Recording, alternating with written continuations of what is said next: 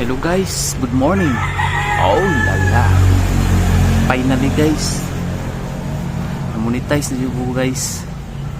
Mga kaulala, daghang kayo akong pasalamat sa inyong suporta mga ulala. Sa mga supporters, mga followers, daghang kayong salamat sa inyo ha. Dili tungod sa inyo ha, wala ko na monetize. Ako kaya akong salamat sa inyo Lods. Ang labaw sa tanan sa taas Lods, yung magita po dito po salamat. Kuan lang Lods, kanang magkugi lang dito tama o ginang yatong pinaka-importante.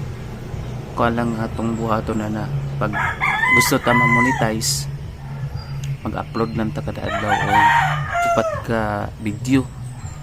Onya kinahanglan importante ang kuan mga Lods, ang engagement kay para mo daghan ang imuhang mga views, kinahanglan ang engagement din mga Lods.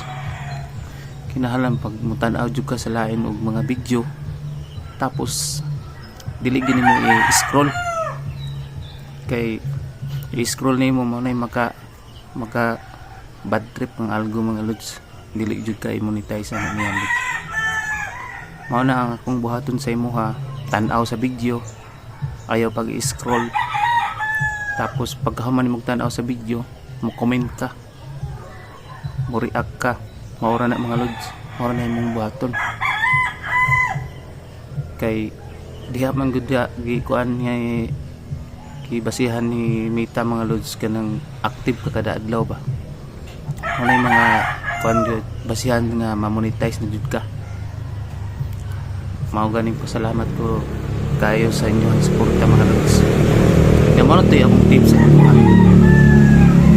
Mao ra gito, mao ra tong na-monetize jud ko kay ako magibanata.